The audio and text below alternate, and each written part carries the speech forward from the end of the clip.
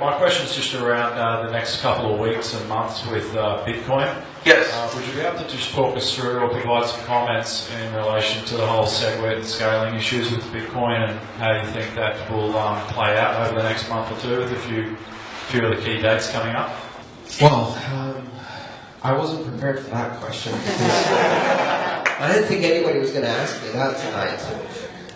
Or bring me a UASF hat.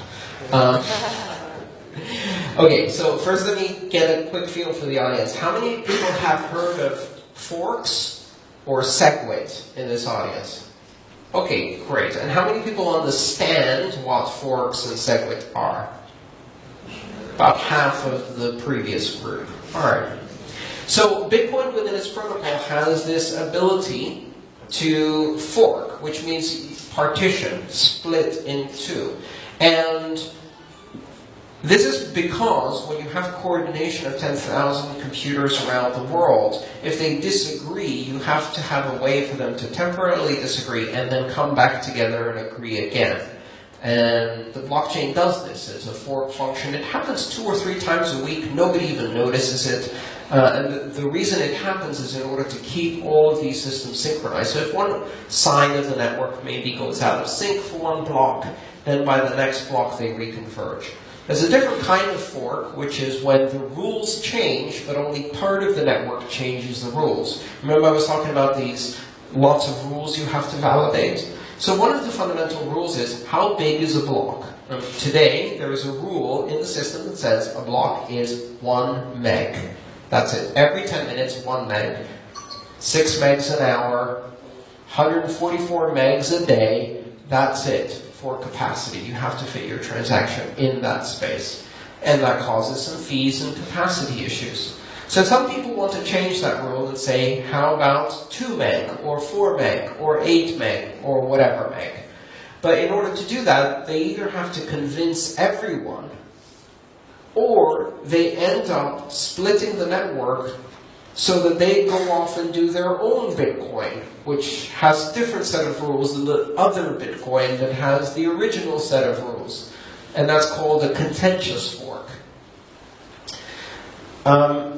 There's been an ongoing scaling debate for the last 2 years, which is about how to make Bitcoin support more transactions. And the problem isn't that it's difficult to make Bitcoin support more transactions. The problem is it's difficult to make Bitcoin support more transactions without giving more power to some participants than others, right? So keeping it free and open and decentralized while doing more transactions is the hard question. The easy answer is, let's make it less free and open.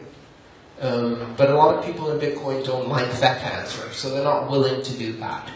So that's the debate that's been going on.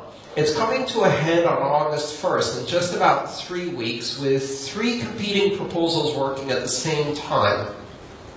One is a proposal that is called segregated witness, which is to restructure transactions in such a way as to have 2 parts to a transaction, one which contains the signatures and one which contains everything else. Signatures are a big part of the transaction.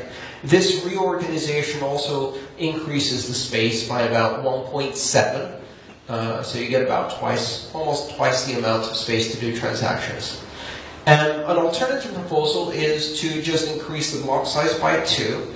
And a third transaction is to do both. And it's called Segwit 2x, which is to first do Segwit, and then 3 months later also increase the size of the block by 2 megabytes. Those are competing at the moment. And the way this competition works is that everybody gets to choose what software they use. And when you run a specific set of software, if you run your own Bitcoin software, or if you choose a specific wallet or a specific exchange, the software they're running determines the outcome. Then, depending on how many people are running different sets of rules, at the end of the day, there might be a change in the underlying rules, if enough people agree. If this plays out, as I expect, and many people expect, we're going to have a fairly uneventful situation. 85% of the network is going to change the rules on July 31st. August 1st, we're going to have a new network which will have Segwit activated. Everybody's money continues to run as it was before. All of the transactions continue to operate as they were before. There is a small possibility that you have a small chain of the 10, 15, or 20% who disagree, and they can create a separate Bitcoin. Now, if that happens, pay attention, because this is important. If you control your Bitcoin, that means if you have a wallet that controls your own Bitcoin, not your money parked at an exchange. If you put your money on an exchange, you don't control it. The exchange does, and it matters what they will choose to do.